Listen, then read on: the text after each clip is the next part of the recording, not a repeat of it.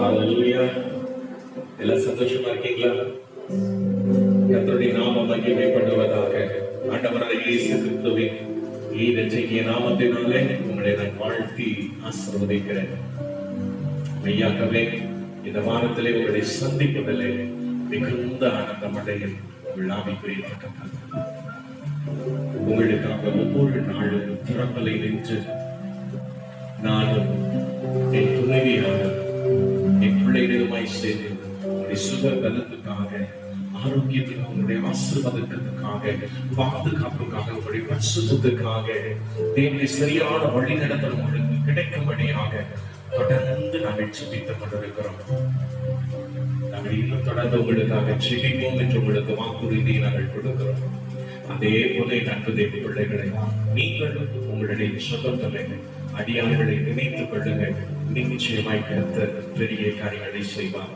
இந்த மாதத்தை ஆரம்பித்து ஒரு வாரத்தை முடித்து மறு வாரத்தில் ஞாயிற்று கிழமை ஆராதனைக்குள்ளாய் நாம் வந்துவிட்டோம்.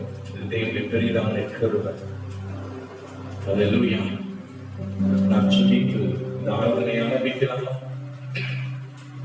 எங்கள் மகா கிருபையும் இரக்கமும் தயவும் அன்பும் நிறைந்த பரம தகப்பனே, உம்மை மனதார துதித்து உம்மை ஸ்தோத்திரித்து உம்மை கனப்படுத்துகிறோம்.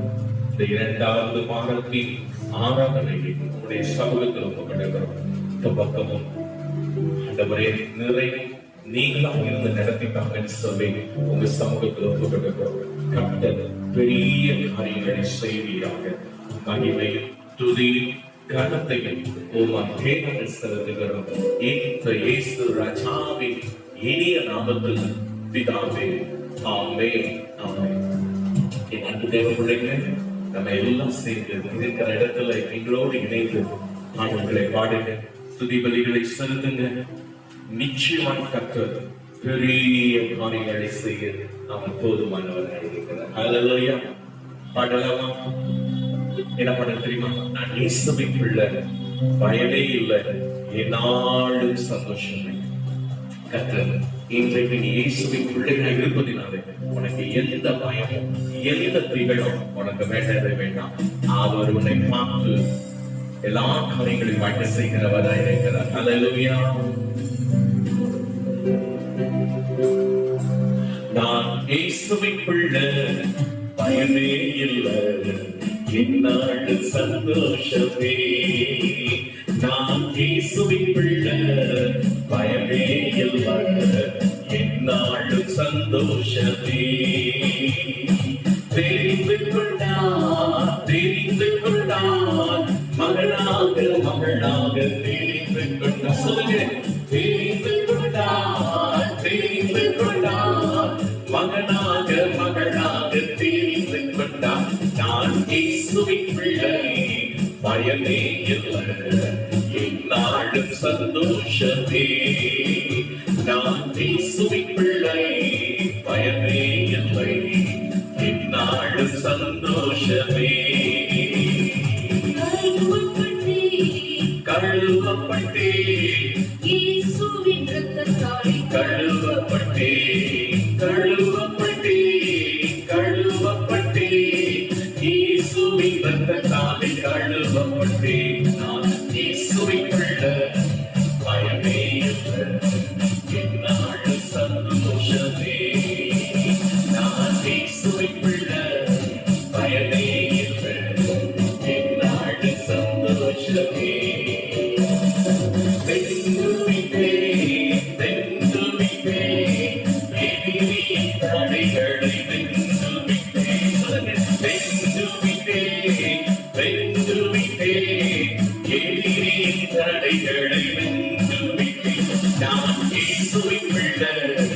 பயமே இல்லை, என்னாலும் சந்தோஷமே. நான் இயேசுவின் பிள்ளை, பயமே இல்லை, என்னாலும் சந்தோஷமே. நீரப்பட்டே, நீரப்பட்டே, ஆவி வல்லமையா நீரப்பட்டே, நீரப்பட்டே, நீரப்பட்டே, ஆவி வல்லமையா நீரப்பட்டே. நான் இயேசுவின் பிள்ளை, பயமே இல்லை, சந்தோஷமே சுகமாய் வருவான் இயேசுவின் பிள்ளை பயமே இல்லை என்னாலும் சந்தோஷமே சுகமானே சுகமானே இயேசுவின் காயங்கள் சுகமா நமக்கு எல்லாருக்கும் அனுபவம் சொல்லுங்க பார்ப்போம் எவ்வளவு எவ்வளவு பயங்கரமான சூழ்நிலைகள் அவைகளிலிருந்து பேசலாம் தேவன் உன்னை சுகமாக்கினார் ஏன் தெரியுமா நீ அவருடைய பிள்ளை அல்லேலூயா ஷபல பிரபல துரிதி கருணாவை வாரி சதரவலவலமா இயேசுவின் பிள்ளை பயமே இல்லை என்னாலும் சந்தோஷமே முறியடிப்பே எதிரியான ஆயுதத்தை முறியடிப்பே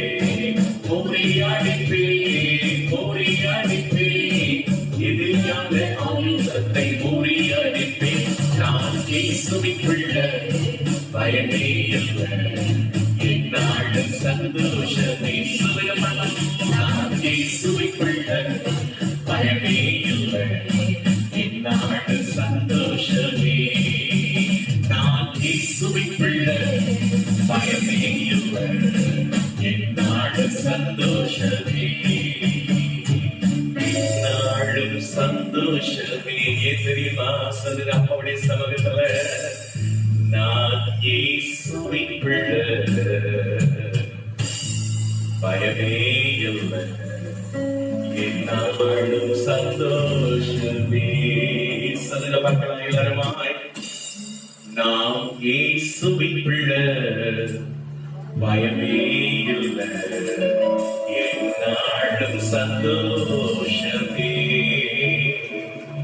நமக்கு என்னாலும் சந்தோஷத்தையும் சமாதானத்தையும் மன நிறைவில் தருகிறவர் யார் தெரியுமா நம்மை ரட்சித்த கர்த்தராகிய இயேசு கிறிஸ்து ஹல்லேலூயா இருக்கிற இடத்துல உலகான் படியில முடிஞ்சா மக்கள் படியிடுங்க இல்ல எழுப்பி நின்று தேவனை ஆராதிக்கணும்னா கூட பரவாயில்லைங்க நீங்க இருக்கிற இடத்துல எல்லாரும் ஏக சிந்தையோடு ஒரே மனதோடு அப்பாவை நம்ம துதிக்க போகிறோம்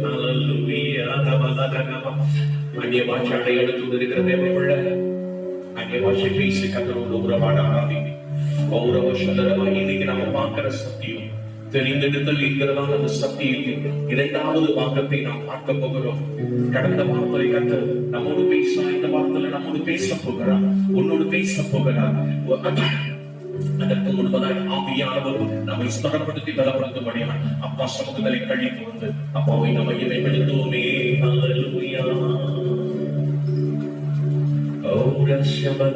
துதிக்கிற எந்த ஸ்தானமாயிருந்தாலும் அங்கே நான் வந்து உங்களை ஆசீர்வதிப்பேன் என்று சொல்லியிருக்கிறார். உன்னை ஆசீர்வதிக்கும்படி ஆசீர்வாதங்களை தன் கரத்தில் நிறமாய் வைத்திருக்கிறார். நம் தேவனாகிய கர்த்தர் என்று சொல்லியிருக்கிறார், சீயோனின் உன்னதங்களினாலே உன்னை ஆசீர்வதிப்பேன், இன்று முதல் உங்களை ஆசீர்வதிப்பேன், இப்போதையும் வருகையிலே ஆசீர்வதிக்கப்பட்டிருப்பாய். Jesus, praise the Lord. அவர் துதிகளின் மத்தியிலே வாசப்படி கொண்டிருக்கிறதை அன்றைக்கு தாவீது அவ்வளவு பெரிய ராஜாவாய் இருந்தது. தன்னுடைய ராஜ மேன்மையை துறந்து தன் ராஜா என்கிற எண்ணத்தை தூக்கி எறிந்துவிட்டு தெரு வீதிகளிலே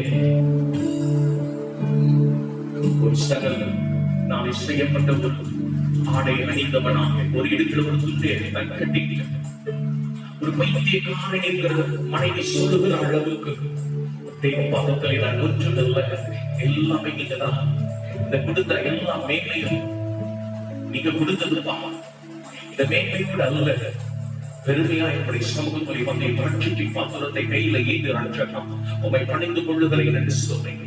எவ்வளவு அழகாய் தேவனை துதித்து ஆடி ஆடி மகிழ்ந்தார். ஹல்லேலூயா, ஹல்லேலூயா.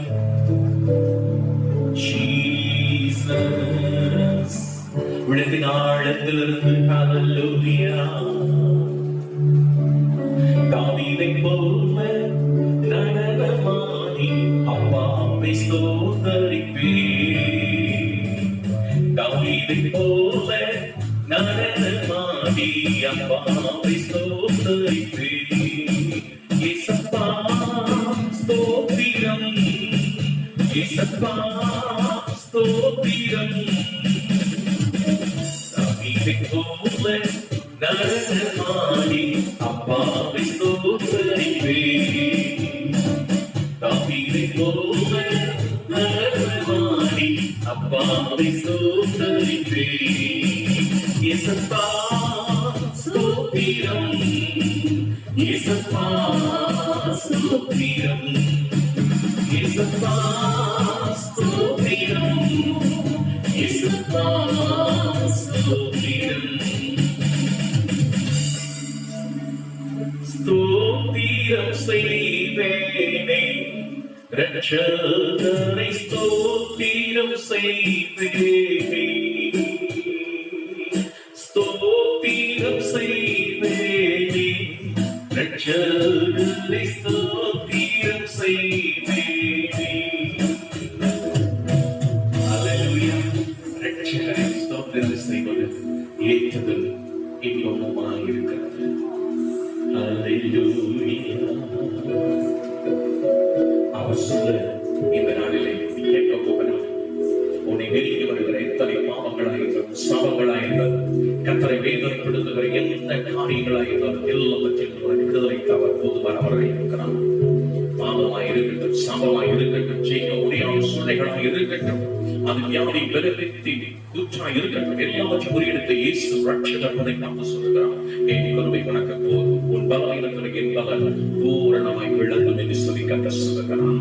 அப்பா தகப்பனே, இவ்வளவு நேரம் நடத்துவீங்க, அதற்காக மகிமை துதி கதை எல்லாவற்றையும் சொல்லுகிறோம். அப்பா நாங்கள் பார்த்து இருக்கிறது சத்தியத்தின் மூலமாக தேவாவியவர் என்னோடு அடியானோடு பேசுங்க. மாறுதலை காத்துருங்க. என் அன்பு பிள்ளைகள் ஒவ்வொருவரோடு கூட நீங்க பேசுங்க, இடைப்படுங்க, தொடர்ந்து கட்ட பெரிய காரியங்களை செய்யுங்க. இயேசுவின் நாமத்தில் பிதாவே, ஆமென். ஹல்லேலூயா. கர்த்தருடைய நாமம் தொடர்ந்து மகிமைப்படுவதாக. என் அன்பு தேவ பிள்ளைகளே, நம்ம கடந்த வாரத்திலே தெரிந்தெடுத்தல் என்கிறதான ஒரு சத்தியத்தை நாம் பார்த்தோம். ஆமென். என்னதுங்க? தெரிந்தெடுத்தல் என்கிறதான ஒரு சத்தியத்தை நாம் ஆழமாய் தியானித்தோம். அதற்காக கர்த்தருக்கு நான் மகிமையும் துதியும் கனத்தையும் நான் அதிகமாய் செலுத்துகிறேன். தெரிந்தெடுத்தல் என்று பார்க்கும்போது ஒரு ஆழமான சத்தியமாய் இருந்தது. அதை முதல் பாகமாக கடந்த வாரத்திலே நாம் பார்த்தோம். இந்த வாரம் அதே தெரிந்தெடுத்தல் என்கிற இந்த சத்தியத்தின் இரண்டாவது பாகத்தை இந்த நாளிலே நாம் பார்க்கிறோம். அடுத்த வாரம் இதே தெரிந்தெடுத்தல் என்கிறதான சத்தியத்தின் மூன்றாவது பாகத்தை நாம் பார்க்க போகிறோம்.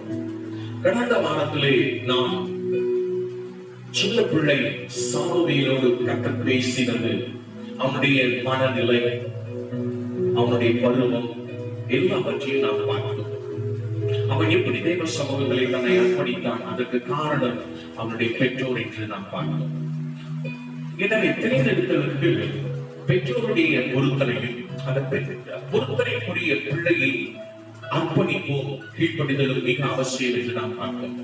அதை சார்ந்துதான் சாமுவேலை கர்த்தர் தெரிந்தெடுத்து மகிமையான காரியங்களை செய்தான் என்பதை நாம் அறிந்து கொண்டோம். கடைசியாக நாம் பார்த்து முடித்த அந்த பகுதி என்ன? அந்த சின்ன பிள்ளை சாமுவேலிடத்திலே ஏலி மற்றும் அவனுடைய இரண்டு குமாரர்களுடைய பாவ செயல்களை, குற்ற செயல்களை, வேதத்துக்கும் தேவனுக்கும் ஆசரிப்பு கூடாரத்துக்கும் மீறி அவர்கள் செய்த காரியங்களை அவர் பகிர்ந்து கொண்டார் என்பதை நாம் பார்த்தோம். கர்த்தருடைய நாமம் மகிமைப்படுவதாக. ஆனால் அதனுடைய பேசினார், இந்த காரியங்களை வெளிப்படுத்தினார் என்று நாம் பார்க்கிறோம். அதனுடைய வெளிப்பாட்டிலே அவர் பேசி பகிர்ந்து கொண்ட காரியங்கள் எல்லாவற்றையும் மற்றும் ஏலியுடைய இரண்டு பிள்ளைகளுடைய பெயர்கள், அவர்கள் எப்படிப்பட்ட ஸ்தானத்தில் இருந்தார்கள், அவர்கள் எப்படிப்பட்ட துரோகங்களை கர்த்தருக்கு செய்தார்கள், பாவங்களை செய்தார்கள் என்றெல்லாம் நாம் பார்க்க போகிறோம். அல்லேலூயா. கர்த்தருடைய நாமம் மகிமைப்படுவதாக. இந்த நாளிலே தெரிந்தெடுத்தல் என்கிறதான செய்தி இரண்டாவது பாகத்தை நாம் பார்க்கிறோம். 1 சாமுவேல் 3ஆம் அதிகாரம் 10, 11, 12 வசனங்கள். 1 Samuel chapter 3 verse 10, 11 and 12 வாசிக்க கேட்போம். அப்பொழுது கர்த்தர் வந்து நின்று முன்போல சாமுவேலை என்று கூப்பிட்டார். அதற்கு சாமுவேல் சொல்லும் அடியேன் கேட்கிறேன் என்றான். கர்த்தர் சாமுவேலை நோக்கி, இதோ நான் இஸ்ரவேலில் ஒரு காரியத்தை செய்வேன், அதை கேட்கிற ஒவ்வொருடைய 2 காதுகளிலும் அது துணித்துக் கொண்டிருக்கும். நான் ஏலியின் குடும்பத்துக்கு விரோதமாக சொன்ன யாவையும் அவன் மேல் அந்நாளிலே வரப்படுவேன், அதை தொடங்கவும் அதை முடிக்கவும் போகிறேன் என்றார். என் அன்பு தேவ பிள்ளைகளே, ஒன்றை நான் இந்த இடத்துல நான் சொல்லிக் கொள்ள விரும்புகிறேன். நம்ம தெரிந்தெடுத்தல் என்று சொல்லுகிற அந்த செய்தியிலே குறிப்பாக கர்த்தர் ஒரு ஆணிடத்தோ அல்லது ஒரு பெண்ணிடத்திலோ, வாலிபன் அல்லது வாலிப மகள் அல்லது திருமணமானவர்கள், திருமணமாகாதவர்கள் யார் எந்த நிலையில் இருந்தாலும் வயது வரம்பை அவர் குறிப்பிடுகிறது இல்லை. படிப்பு, அந்தஸ்து, ஞானம் உள்ளவர்கள், ஞானமற்றவர்கள், சாதுரியவான்கள், இதெல்லாத்தையும் எந்த குவாலிட்டியும் நமக்கு எதிர்பார்க்கல. அவர் சொல்லுவதை கவனிக்கிறார்களா, அதை உள்வாங்கிக் கொள்ளுகிறார்களா, கவனமாய் உள்ளே பத்திரப்படுத்துகிறார்களா என்பதை மட்டும்தான் அவர் பார்க்கிறார். அர்ப்பணிக்கும் கீழ்ப்படிதலும் மிக அவசியமாய் தேவைப்படுகிறது. கர்த்தருடைய நாமம் மகிமைப்படுவதாக. இந்த தெரிந்தெடுத்தல் என்று சொல்லும் பொழுது அங்கே தேவனாகிய கர்த்தர் ஒரு மனிதனை அல்லது மனுஷியை தெரிந்தெடுத்து தன் இருதயத்தின் ஆழத்தில் புதைந்து கிடக்கிற பாரங்களை, துக்கங்களை அல்லது மறைவான ரகசியத்தின் காரியங்களை டிரான்ஸ்பரண்டிங்க வெளிப்படையாக ஒரு குறிப்பிட்ட நபரிடத்திலே சொல்லுகிற அந்த காரியம் தான் தெரிந்தெடுத்தல். கர்த்தருடைய நாம மகிமைப்படுவதாக. இது எல்லாரும் அதற்கு தகுதியானவர்களா என்று பார்த்தால் இல்லை என்றுதான் சொல்ல முடியும். அப்பே ஹல்லேலூயா. ஒரு சின்ன விஷயத்தை நான் வேதத்துல இருந்து சொல்றேன். பேதுரு சிறைச்சாலையில் அடைச்சிட்டாங்க. அவர் சிறை கொல்ல போறாங்க. அந்த நேரத்துல எல்லா சபையாளர்களும் கூடி ஜெபிச்சுட்டு இருக்காங்க. என்ன ஜெபம் பண்றாங்க?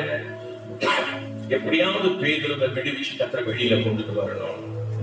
அதுல திருமணமானவர்கள் அநேகர் உண்டு, வயதில் மூத்தவர்கள், அனுபவசாலிகள், பல அனுபவத்தின் பாதையில கடந்து போனவர்கள் அங்கே இருக்கிறாங்க ஜெபத்துல. ஆனா இந்த ஜெபித்த ஜெபம் கேட்கப்பட்டது. தூதன் போய் உள்ள போய் கூட்டிட்டு வராரு. செருப்பு போட்டுக்கோ சொல்றாங்க இல்லையா, மேலாடை உடுத்திக்கோ எல்லாம் சொல்லி அழகா வெளியில கொண்டு வந்து விட்டுட்டு அவர் மறைச்சு போயிடுறாரு. அதுக்கப்புறம் இவருக்கு தெளிவு கிடைக்குது. நேர செக்கிக்கிற அந்த வீட்டுக்குள்ள வராரு. வந்து கதவை என்ன பண்றாரு? தட்டுறாரு. தட்டும் போது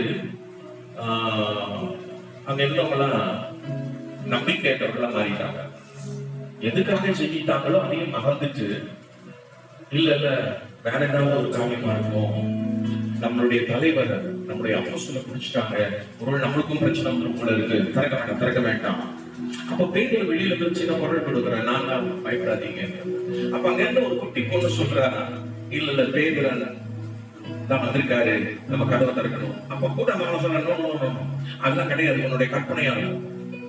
அந்த சின்ன பிள்ளைகள் இருக்கும் அந்த விசுவாசம், அந்த நம்பிக்கை, கர்த்தர் பதில் கொடுத்துட்டாரு, பேதுரு விடுவிச்சாருன்ற அந்த ஆழ்ந்த சிந்தனை பெரியவங்கிட்ட கிடையாது. அதனால சொல்றாரு, ஒருவன் சிறு பிள்ளையை போல ஆகப்பட்ட தேவனுடைய ராஜ்யத்துல.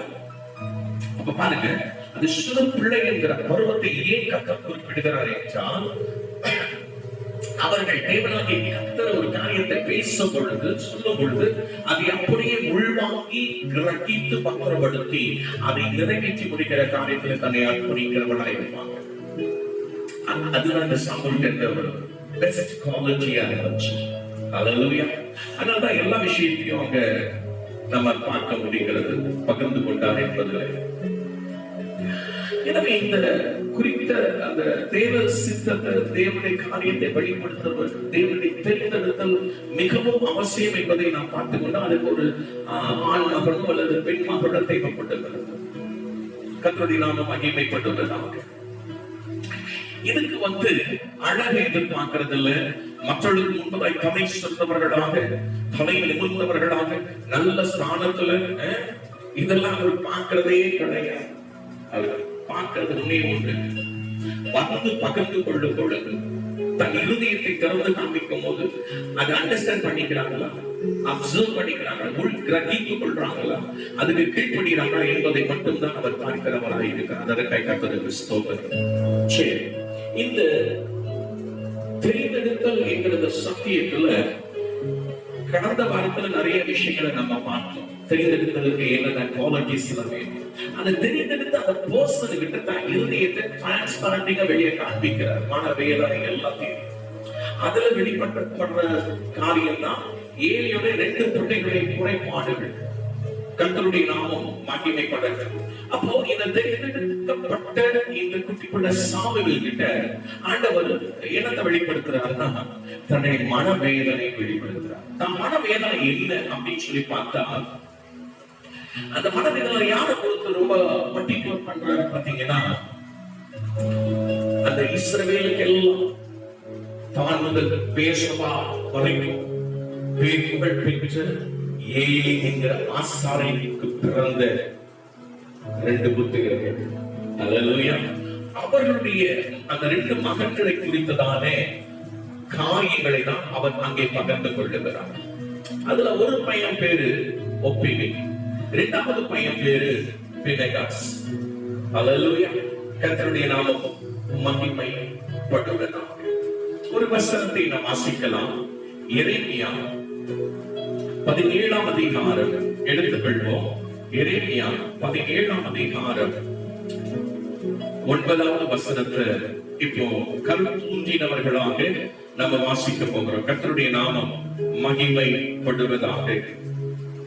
அங்க என்ன சொல்லியிருக்குன்னா, இந்த ஒப்பேனி பினெகாசுடைய இருதயத்தை குறித்து அங்க ஒரு காரியத்தை சொல்லியிருக்கிறாரு. Jeremiah chapter 17 verse 9. எல்லாவற்றையும் பார்க்கிலும் இருதயமே திருக்குள்ளதும் மகா கேடுள்ளதுமாய் இருக்கிறது, அதை அறியத்தக்கவர் யார்? உள்ள இருக்கிற விஷயத்தை அந்த பர்சனாலேயே அந்த நபராலே புரிஞ்சு கொள்ள முடியாது. இருதயம் அவ்வளவு ஆழம் இருந்துச்சு. அதுதான் இந்த 2 பசங்கிட்ட இருந்த ஆழம். கர்த்தருடைய நாமம் மகிமைப்படுவதாக. செஞ்ச சில விஷயங்கள், தவறான காரியங்கள், அதை நான் சுட்டி காட்ட நான் விரும்புகிறேன். இதெல்லாம் தான் அங்க சாமுவேல்கிட்ட பகிர்ந்து கொள்ளுகிறார். 1 சாமுவேல் 2ஆம் அதிகாரம் 12வது வசனம், 15வது வசனம், 16வது வசனம். 1 Samuel chapter 2 verse 12, 15 and 16. முதல் காரியம், பேலியாளி பிள்ளைகள் யாருங்க? ஆசாரியனுடைய பிள்ளைகளை குறித்து கர்த்தர் சொல்லும்போது என்ன தெரியுமா சொல்றாரு? பேலியாளி பிள்ளைகள். பேலியாளி பிள்ளைகள் என்ன நினைக்கிறீங்க? அடக்கம் இல்லாத மூர்க்கத்தனமான குணமுடையவர்கள் என்று பொருள் அடங்கும். கர்த்தருடைய நாமம் மகிமைப்படுவதாக. 2வது, கர்த்தரை அறிந்து கொள்ளவில்லை என்று சொல்லி எழுதியிருப்போம். எப்படிங்க? கர்த்தரை அறிஞ்சுக்கிறீங்க. யாருடைய பிள்ளைங்க? ஆசாரியனுடைய பிள்ளைங்க. அல்லேலூயா. 3வது, ஒப்பனை பிள்ளைகள் செய்வார்கள். யார் தெரியுமா? வேற ஆசாரியனுடைய பிள்ளைகள் மட்டும் இல்ல, தான் முதல் பெயர் சபா வரைக்கும் பரந்த ஒரு உலகத்தின் தோற்றம். அதுல ஏலி, ஒப்பனை பிள்ளைகாசுடைய தகப்பன் ஏலி மெயின் இடத்துல அவர் ஆசாரியனா இருக்கிறார். இந்த 2 மகன்களும் வெவ்வேறு பட்டணங்களிலே ஆசாரியர்களா இருக்கிறாங்க. நல்லா புரிஞ்சுக்கீங்க, ஆசாரியனுடைய பிள்ளைகள் ஆசாரியர்கள் தான். அல்லேலூயா. அந்த இடத்துல வேற யாருமே வர முடியாது. கரெக்ட் பர்சனா தெரிந்தெடுத்தல் அந்த வேட்டையிலே யாரும் வந்து நிற்க முடியாது. தெரிந்தெடுத்தால் ஆசாரியர்களாக அப்படி பிள்ளைகாசை கர்த்தர் மாற்றினார். நல்ல ஒரு ஆலயத்தை கொடுத்தார், ஊழியத்தை கொடுத்தார். ஆனால் அவர்கள் தேவ கட்டளைக்கு என்ன பண்றாங்க? கீழ்பிடிக்கிறவர்கள் மாறானவர்களா, எல்லாத்துக்கும் அகைன்ஸ்ட் செய்கிறவர்கள், ஆப்போசிட் வேதம் சொல்லுகிறதுக்கு மாறாய் செய்கிறவர்களாய் இருந்தாங்க. அது மட்டும் இல்ல, ஆசாரியருடைய ஒழுங்கை கடைபிடிக்கவே இல்லை, ஃபாலோ பண்ணவே இல்லை. கர்த்தருடைய நாமம் மகிமைப்படுவதாக. அடுத்தது பாருங்க, தேவனுடைய கூடாரத்துக்கு வருகிற பெண்களிடம் இச்சைகளை நிறைவேற்றி பயன்படுத்திக் கொண்டாங்க. என்ன கேட்கிறீங்களா? இன்னைக்கு பெரும்பாலும் பகுதியில பாருங்க, பெண்களுக்கு இத்தனை கொடுமைகள் ஸ்பாயில் பண்ணிட்டாங்க அப்படின்னு சொல்லி நிறைய விஷயங்கள். இது என்ன நடந்திருக்கு? தேவனை ஆராதிக்கும்படியா, பலிபீடத்திலே பலியை செலுத்தும்படியா தன் பாரத்தை இறக்கி கொட்டி தீர்த்து விடுதலையோடு போகும் விரும்புகிற தேவ கூடாரத்தின் வாசல்ல யார் இந்த தப்ப செஞ்சதுங்க? ஆசாரியர்கள், தெரிந்து கொள்ளப்பட்டவர். கர்த்தருடைய நாமம் மகிமைப்படுவதாக. அடுத்தது பாத்தீங்கன்னா, ஏலியுடைய மகன்கள் ஆசாரியர்களா இருந்தனால அவர்களுக்கு வேலை ஆட்கள் இருந்தாங்க. அந்த வேலை ஆட்கள் அவர்களுக்கு ஒரு கட்டளை கொடுக்கப்பட்டிருந்தது. என்ன கட்டளை தெரியுமா? பலியை செலுத்த வருகிற அது ஆணோ பெண்ணோ, எந்த பாலினத்தை சேர்ந்தவர்களா இருந்தாலும் சரி, பலிபீடத்திலே வெட்டப்பட்ட அந்த ரத்தம் தெளிக்கப்படுவதற்கும், மீதமுள்ள அந்த மாமிசம், அந்த உடல் சந்து சந்தாக வெட்டப்பட்டு அது தகனிக்கப்பட வேண்டும். அப்பொழுது அந்த மாமிசம், அந்த கரியானது வேகும். முழுமையாக வெந்த பிறகு மட்டும்தான் ஆசாரியன் தன்னுடைய பங்கை எடுத்துக் கொள்ள வேண்டும் என்று வேதம் சொல்லுகிறது. ஆனால் இங்க என்ன மாறாக நடந்தது? தேவ கட்டளைக்கு கீழ்ப்படியாம இருந்தாங்க. பார்த்தீங்களா? ஆசாரிய ஒழுங்க நடவடிக்கைகளை நம்ம பார்த்தோம். அதுதான் இந்த இடத்துல சொல்லியிருக்கு. என்ன விஷயம் அப்படின்னு பாத்தீங்கன்னா, பச்சை கரியாக இருக்கும் பொழுது பலிபீடத்திலே அது வேகுவதற்கு முன்பதாக, சுட்டரிக்கப்படுவதற்கு முன்பதாக இனி கொடுத்துதான் ஆகணும்னு சொல்லி கட்டாயம் வருகிறாங்க. அப்ப அந்த ஜனங்க சொல்றாங்க, இது ஒழுங்கு இல்லைங்க, அந்த தேவனுக்கு நாங்க படைச்ச பிறகுதாங்க நீங்க எடுக்கணும். அப்போ அவங்க சொல்றாங்க, எங்களுக்கு கொடுக்கப்பட்ட கட்டளை, பினெகாஸ் கொடுத்த கட்டளை, ஆசாரியர்கள் கொடுத்த கட்டளை நாங்க நிறைவேற்றோம், கண்டிப்போம் அப்படின்னு சொல்லிட்டு அந்த மாமிசத்தை எடுக்கிறதுக்கு ஒரு நீட்ட கம்பி இருக்கும். அதுல 3 மெல்லிய கம்பிகள் பொருத்தப்பட்டிருக்கும். நீட்டமாகவும் இப்படி டீ மாதிரி இருக்கும். அந்த டீ மேல் பாகத்துல 3 மெல்லிய கம்பிகள் பொருத்தப்பட்டிருக்கும். இந்த நீட்டமான கீழே இருக்கிறத கைப்பிடியாக பிடித்து குத்தி அந்த மாம்சத்தை எடுப்பாங்க. அல்லேலூயா. இதை அந்த வேலை ஆட்கள் ஒழுங்காக தனக்கு கட்டளையிட்டபடி, அந்த ஆசாரிகள் சொன்னபடி, பினெகாஸ் சொன்னபடி செஞ்சுட்டாங்க. இது அவர்கள் செய்த மகா பெரிய தவறான காரியம். அடுத்தது பாத்தீங்கன்னா, வசனம் சொல்லுகிறது 1 சாமுவேல் 2ஆம் அதிகாரம் 25வது வசனம். 1 Samuel chapter 2 verse 25. தங்கள் தகப்பன் சொல்லை கேளாமல் போனார்கள். அல்லேலூயா. எப்படிங்க? தன்னுடைய தகப்பனுடைய சொல்லவங்க கேட்கவே இல்லை. அல்லேலூயா. கர்த்தருடைய நாமம் மகிமைப்படட்டும். 1 சாமுவேல் 2ஆம் அதிகாரம் 17வது வசனம். 1 Samuel chapter 2 verse 17. வாலிபர்களான ஏழி மகன்களின் பாவம் கர்த்தரின் சமூகத்தில் மிகவும் பெரிதாக இருந்தது. அல்லேலூயா. இப்படி தொடர்ச்சியாய் அவர்கள் தவறுகளை செய்து கொண்டே இருக்கிறவர்களாக இருந்தார்கள். கர்த்தருடைய நாமம் மகிமைப்படுவதாக. எனக்கு அன்பான கர்த்தருடைய பிள்ளைகளே, இப்படிப்பட்ட பயங்கரமான காரியங்களை அவர்கள் செய்கிறவர்களாக இருந்தபடினாலே தேவனுடைய கோபம் அவர்கள் மீது அதிகமாக பரவ ஆரம்பிக்கிறது. கர்த்தருடைய நாமம் மகிமைப்படுவதாக. என் அன்பு தேவ பிள்ளைகளே, தேவனாகிய கர்த்தர் எல்லாவற்றையும் நேர்த்தியாய் செய்கிறவர். அது ஊழியக்காரர்களா இருந்தாலும், ஊழியக்கார பிள்ளைகளா இருந்தாலும் சரி, தேவனை கட்டளை இப்படிதான் இருக்கணும்னா அப்படிதான் இருக்கணும். ஆனால் தெரிந்து கொள்ளப்பட்ட சந்ததியிலே பிறந்த பிள்ளைகள் தேவனுடைய கட்டளைக்கு கொஞ்சம் கூட ரெஸ்பெக்ட் கொடுக்கவே இல்லை. அல்லேலூயா. அடுத்தது அவங்க செஞ்ச ஒரு பெரிய தப்பு என்னன்னா, கர்த்தருடைய நாமம் மகிமைப்படுவதாக. பெலிஸ்தியரோடு கூட இந்த கர்த்தருடைய பிள்ளைகள் யுத்தம் செய்கிற ஒரு நாள். பொதுவா யுத்தம் செய்கிற இடத்துல பாத்தீங்கன்னா உடன்படிக்கை பெட்டியை கொண்டு போறது வழக்கம். முன்னாடி ஆசாரியர்கள் அதை கொண்டு போவாங்க, ஆடல் பாடல் சத்தத்தோடு. இந்த கர்த்தருக்கு அவங்களுக்கு சம்மதம் இல்லாத ஒரு வாழ்க்கை வாழ்றாங்க இந்த ஆசாரியர்கள். யுத்த களத்துக்கு போயாச்சு. போன பிறகு கர்த்தருடைய பிள்ளைகள் வெட்டுண்டு மடி ஆரம்பிச்சாங்க. ஏகப்பட்ட பேர் செத்து போயிட்டாங்க. இப்ப உடனே ஆசாரியர்களான ஒப்பனி பின்னகர் சொல்றாங்க, நீ உடனடியாக இப்போ என்னத்தை கொண்டு வாங்க, கர்த்தருடைய பெட்டி, உடன்படிக்கை பெட்டி கொண்டு வாங்க. அது வந்துச்சுன்னா நம்முடைய எதிரிகள் தானா நோக்கி விழுந்துருவாங்க. ஒரு நல்லா தெரிஞ்சுக்கங்க, பாவ வாழ்க்கையில கர்த்தருடைய சாபத்தை பெற்ற பிறகு இந்த பரிசுத்த வேதத்தை என்னதான் கையில வச்சிருந்தாலும் சரி, தலைமாட்டில அப்படி தலைக்கு தலையணைய வச்சாலும் சரி, அதுக்கு பொக்கிஷமான ஒரு பெட்டியை செஞ்சு வச்சாலும் சரி, அது வரை பாதுகாக்கிறாங்க.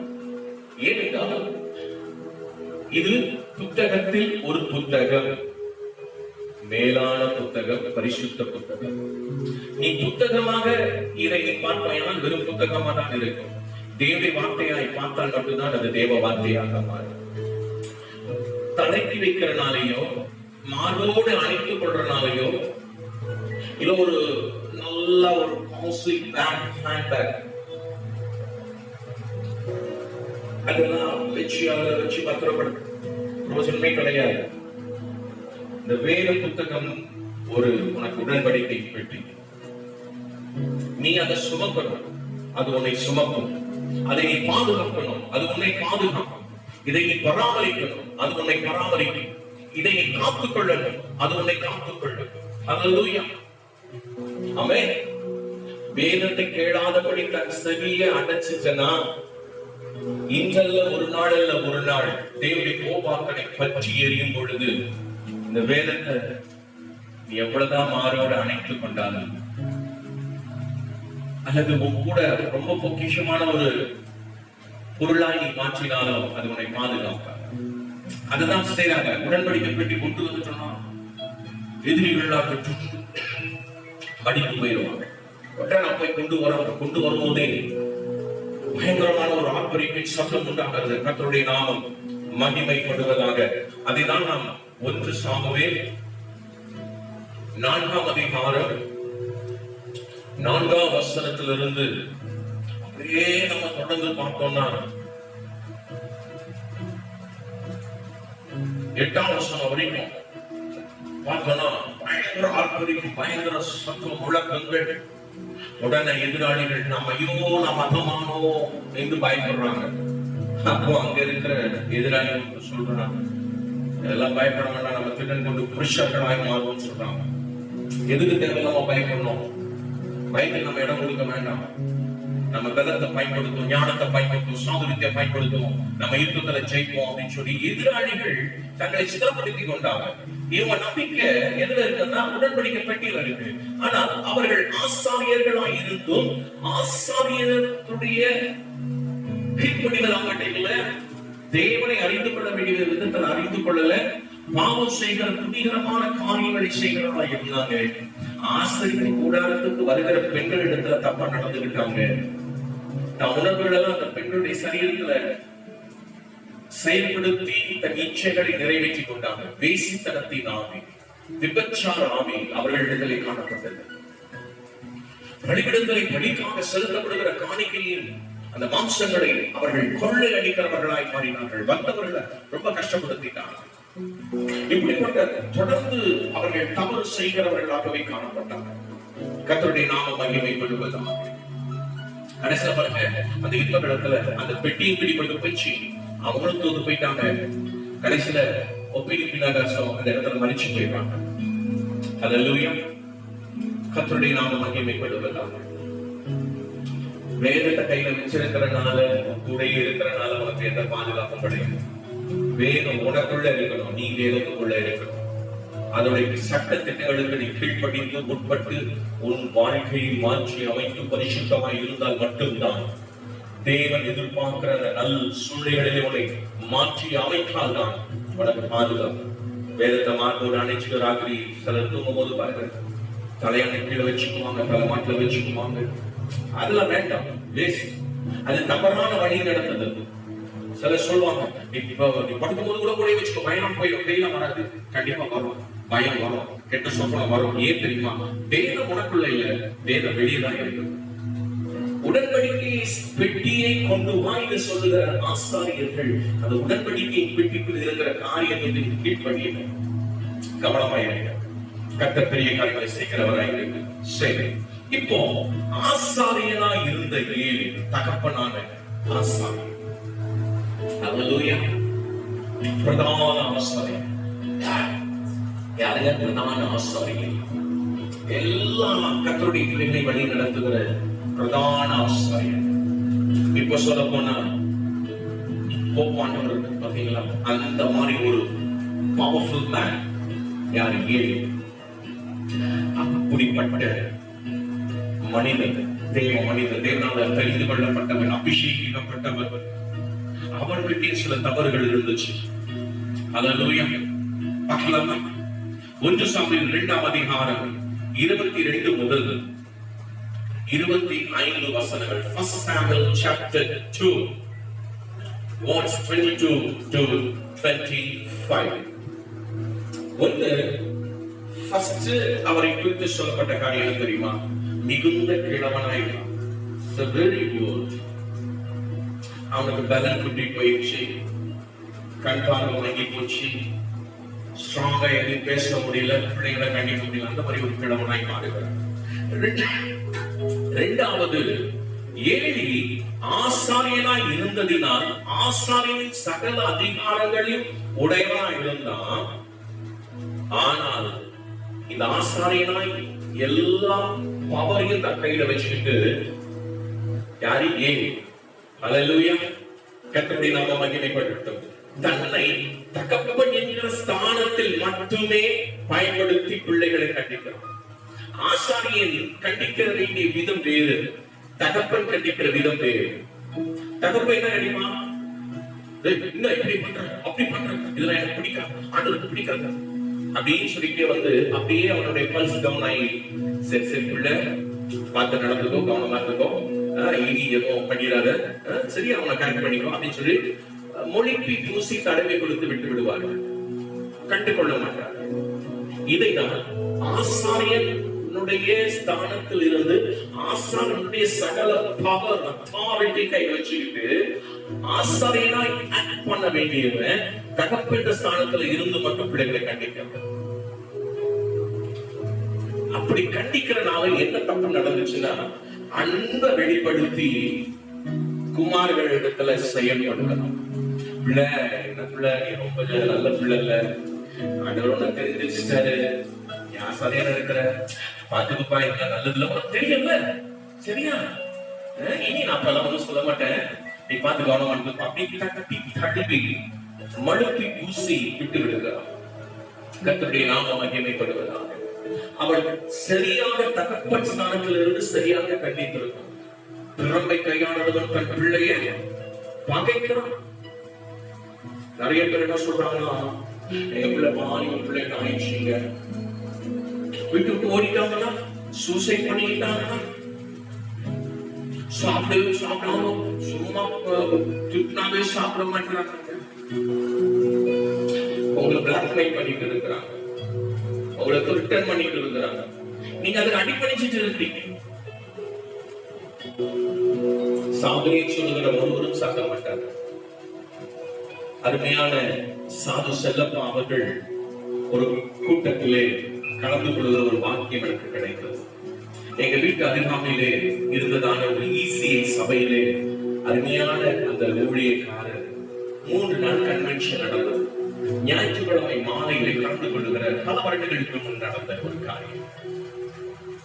அதிலே நான் கலந்து கொள்ளும் பொழுது ஒரு வேடிக்கையாய் ஒரு காரியத்தை நடந்த சம்பவத்தை அவர்கள் சொன்னார்கள். எல்லாத்தையும் அவங்க ரொம்ப வேடிக்கையா எடுத்து சொல்லி ஜனங்களுடைய மனசை பதிய வைக்கிற ஒரு ஆவிக்குரிய நல்ல தகப்பன், நல்ல பரிசுத்தவன், அநேக நல்ல அனுபவங்களை கொண்ட ஒரு தகப்பன். அந்த சாது செல்லப்பா அவர்கள் சொன்ன ஒரு காரியம் அடிக்கடி நான் நினைவு கூறுவேன். காலையில அவருடைய வீட்டுக்கு முன்பு அமர்ந்து காஃபி குடிச்சிட்டு இருந்தாங்க. ஒருத்தர் அலறி அடிச்சு ஐயா ஐயா ஐயா கேட்டா ஏன் இவ்வளவு பதத்தோட ஓடி வர? ஐயா, என் பொண்டாட்டி சாக போயிட்டாயா, என் பொண்டாட்டி சாக போயிட்டாயா. இரு அவசரப்படாத, உன் பொண்டாட்டி சாக போயிட்டா அவ்வளவுதானே. எங்க போய் சாக போயிட்டா? ஐயா, கிணத்துல குதிச்சு சாக போட போயிட்டாயா, எவ்வளவோ கூட்டையா வரலையா. அவர் சொன்னாரா, கொஞ்சம் இரு, அடி உள்ள போயிட்டு வேற ஒரு கப்ல காஃபி எடுத்து இந்த முதல் காஃபி குடி. ஐயா, என் பொண்டாட்டி சாப்பிடாயா, நீ முதல் காஃபி குடு. சாகன்னு சொல்லுவோம், பொண்டாட்டி சாக மாட்டான், உயிரோட இருப்பான். நீ போய் அவளை கூட்டிட்டு வந்துடலாம். ஐயா, நீங்க நானும் வரேன், நம்ம 2 பேரும் போய் கூட்டிட்டு வந்துடலாம், சரியா? அப்படின்னா வந்தது ஒண்ணுமே புரியல. நீ முதல் காஃபி குடி அப்படின்னா கட்டாயம் பண்ணி காஃபி குடிக்க வச்சாங்க. 2 பேரும் அப்படியே பேசிட்டே போயிட்டே இருக்கிறாங்க. அந்த கணத்தை, ஐயா இந்த கணத்தை எந்த கணத்தை அப்படியா? உண்மையான ஆவிக்குரிய அந்த தகப்பன் சது செல்ல பார்ப்பாங்க. எட்டி பார்த்தா அந்த பெண் அந்த அந்த நாட்டின் கிணறுலாம் பாத்தீங்கன்னா வயக்காட்டுல எல்லாம் படிக்கட்டு இருக்கும். கீழ் படிக்கட்டுக்கு முந்தின படியில உட்கார்ந்துட்டு இருக்கிறாங்க. மேல குரல் கொடுத்தாங்க, சாவம் மதியாம ஏன் சாவம் அங்கே உட்கார்ந்து இருக்கேன்னு கேட்டாங்க. இவரு கணவன், ஐயா ஐயா என்னையா சொல்றீங்க, முஸ்லோட இருக்க அது விட்டுருங்க அவளை சும்மா கடை அப்படின்ட்டு, பெட்ட நீ சாவனால வந்து ஏன் உட்கார்ந்து இருக்க, சாக வேண்டியதானே அப்படின்னா. அவ சொன்னாடா, ஐயா ஐயா நான் சாகனம் தான் ஏன் வந்தேன், ஒரு நல்ல பாம்பு எனக்கு கீழே இருக்க படிக்கட்டு இருக்குதுயா, அது என்ன கொத்திரோயா அப்படின்னா. சாக பொருளுக்கு எப்படி செட் ஆயிடும் கொஞ்சம் யோசித்து பாருங்க. சாகிறேன் என்று சொல்லுகிறவர்கள் உடனடியாய் மரணத்தை தழுவுவது இல்லை. அது ஒரு பொல்லாத ஆவி, பயம் காட்டும், திட்டம் பண்ணும், உன்னை அடிமைப்படுத்தி நம்ப வைக்கும். அது நிறைவேறாது. பிள்ளைகளை கண்டித்து வளர ஏடி தக்கப்பட்ட ஸ்தானத்திலிருந்து சரியை கண்டிக்கல, ஆசாரியனுடைய ஸ்தானத்திலிருந்து பிள்ளைகளை கண்டிக்கல. பிள்ளைகளை கடினமாய் நடத்தினா பிள்ளைகள் உன் அன்பை விட்டு போகவே மாட்டாங்க. அடி தப்பை கிடையாது, மிகுந்த கடினமாய் நடத்த தப்பை கிடையாது. ஆனால் எல்லாமே ஒரு பார்டர் வச்சு ஒரு எல்லை குறிப்பிக்கணும். அவர்கள் திடனற்று போகாதபடிக்கு என்று வேதம் சொல்லுகிறார். அவங்க திடனற்று போகிற அளவு இருதயத்தில் ஒரு கசப்பு வைராக்கியம் வர அளவுக்கு நீ கண்டிக்காங்க. நீ தகப்பனாய் இருக்கலாம், ஆசாரியனாக இருக்கலாம். அவர்கள் திடனற்று போகாதபடிக்கு மிகுந்த எச்சரிக்கையாக இருந்து நீ அவர்களை கண்டி. அவர்கள் எங்க வாழ்க்கையில தகப்பனாய் இருக்கிற, ஆசாரியனா இருக்கிற என் பிள்ளைகளை நான் ரொம்ப கடினமாய் நான் கண்டிப்பது உண்டு. அந்த கண்டிக்கிற நேரத்துல எதையும் இறக்கத்தை நான் காட்ட மாட்டேன், உச்சவாதத்தை காட்ட மாட்டேன். என் மனசு வலிக்கும் தான், என் இருதயத்துக்குள்ள நான் அழுவேன், கண்டிப்பேன், பயங்கரமா கண்டிப்பேன், சிக்ஷிப்பேன். அதுக்கப்புறம் அவளை கூப்பிட்டு அப்படியே கட்டி அரவணைச்சு, நான் ஏன் நான் கண்டிச்சேன் தெரியுமா, நீ இந்த காரியத்தை இப்படி பண்ணிருக்க, இதை இப்படிதானே பண்ணணும், அப்படி பண்ணது தப்புதானே அப்படின்னு சொல்லி கேட்கும் போது, ஆமா டாடி நான் பண்ணது தப்புதான், நான் இப்படி பண்ணிருக்க கூடாது. அவர்களுக்கு கண்டித்த கண்டிப்பை அவர்கள் புரிந்து கொள்ளும்படி எடுத்து சொல்லணும். அதுக்கப்புறம் இப்போ அவங்கள நல்லா வளர்ந்துட்டாங்க. சின்ன பிள்ளைகளா இருக்கும் போது அவங்களுக்கு அந்த ஆலோசனை கொடுத்து அவங்கள ஆட்டி தேட்டிட்டு உடனே பைக்ல ஏற்றி குறைச்சு அப்படியே வெளியில கூட்டிட்டு போயிட்டு அவங்களுக்கு பிடிச்ச ஏதோ சம் ஸ்நாக்ஸ் எல்லாம் வாங்கி கொடுத்தது இந்த சமையல். அவங்க அந்த ஸ்நாக்ஸ் எல்லாம் பார்த்த உடனே சரி நம்ம டாடி இவ்வளவு கண்டிப்பா இருந்தாலும் எவ்வளவு அன்பா இருக்கிறாங்க பாருங்க அப்படின்னு சொல்லிட்டு அப்படி வாழ்க்கையில ஒவ்வொரு முறையும் தவறுகள் செய்யும் பொழுதெல்லாம் இந்த அன்பையும் கண்டிப்பையும் அரவணைப்பையும் அவர்கள் நான் ஏன் கண்டித்தேன், ஏன் அந்த தவறுகள் அவர்கள் செய்தார்கள், அதற்கு மாறாக என்ன செய்யணும் சொல்லி எல்லாவற்றையும் கற்றுக் கொடுத்தபடினாலே இன்றைக்கு கிறிஸ்தவர்களாய் தங்களை ஸ்திரப்படுத்தி நிற்கிறார்கள், தங்களை பரிசுத்தமாய் காத்துக் கொண்டிருக்கிறார். அவர் கடைசி வரைக்கும் அந்த ஓட்டத்தை ஓடி பிடிக்கிறதுக்கு ஆசாரியனாய் இருக்கிற நானும் தகப்பனாய் இருக்கிற நானும் மிகுந்த கவனத்தோடு என் முழங்காலை முடக்கி அவருடைய ஒழுக்கத்துக்காக, பரிசுத்தத்துக்காக, அவருடைய பாதுகாப்புக்காக நான் ஜெபித்துக் கொண்டே இருக்க வேண்டும். அடிக்கடி என் பிள்ளைகளை நானும் என் மனைவி அழைத்து உட்கார வைத்து நாங்கள் பேசுவோம். நீங்க எப்படி இருக்கீங்கன்னு சொல்லி நீங்க எத்தனை பேர் அதை செய்வீங்க? Please listen my dear brother and sister. உன் பிள்ளைகளை கூப்பிட்டு வச்சு பேசுறீங்களா? அவங்க பிள்ளைங்க அந்த இருக்கு, மனைவிகள் இருக்கு, ரகசியங்கள் இருக்கு, என்ன குற்ற உணர்வுகளோடு இருக்கிறாங்க, என்ன பாவம் செஞ்சுட்டு இருக்கிறாங்க, ஏதாவது நீங்க கவனிக்கிறீங்களா? ஏன் எனக்கு அதை விட்டுட்டு அதை செய்யல? பிள்ளைகள் தாறுமாறாய் மாறினார்கள். ஹல்லேலூயா. கர்த்தருடைய நாமம் மகிமைப்படுவது. இதனால என்ன நடந்தது? ஒப்பனி பிணைகாசனுடைய வாழ்க்கையில 1 சாமுவேல் 3ஆம் அதிகாரம் 13ஆம் வசனத்தை நாம் வாசித்து பார்ப்போமானால், 1 Samuel chapter 3 verse 13. 1 சாமுவேல் 3:13. ஐந்தாவதான விஷயம், ஏலி தன் குமாரர்கள் மேல் கர்த்தரின் சாபம் மூண்டு வருகிறதை அறிந்தவனாய் இருந்தும் எந்த ஒரு நடவடிக்கை எடுக்கவில்லை. God's curse பிள்ளைகளால ஃபில் ஆயிட்டு இருக்கு, நல்லா தெரியும். தகப்பனாய் இருக்கிற ஏலிக்கும் தெரியும், ஆசாரியன் இருக்கிற ஏலிக்கும் தெரியும். ஆனா என்ன பண்ணுவாங்க? அந்த சாபத்தை தடுக்கிறதுக்கு ஒரு நடவடிக்கை எடுக்கணும். ஹல்லேலூயா. சமீபத்தில் என்னுடைய 2 குமாரர்கள், ஒரு குமாரன் கொஞ்சம் கர்த்தருடைய இதயத்தை நோக்கடிக்கிற மாதிரி சில விஷயங்கள் பண்ணிட்டு இருந்தான். அவனை கூப்பிட்டு, தம்பி இங்க பாருங்களா, எங்களை நாங்கள் வளர்த்தி நாங்கள் உங்களை வளர்த்து கொண்டு இருக்கிறோம். எங்களை கூட மறந்துருக்கு, எங்களை கூட விட்டுடு. ஆனா யாரை மட்டும் விட்டுறாத, ஏசப்பா மட்டும் விட்டுறாத ஒரு ஆலோசனை கொடுத்தோம். அவன் சொன்னான், ஏன்டி உங்களை நான் விட்டுற போறேன், ஏன் மம்மியை நான் விட போறேன்? ஏசப்பாவை விட மாட்டேன், உங்களையும் விட மாட்டேன்.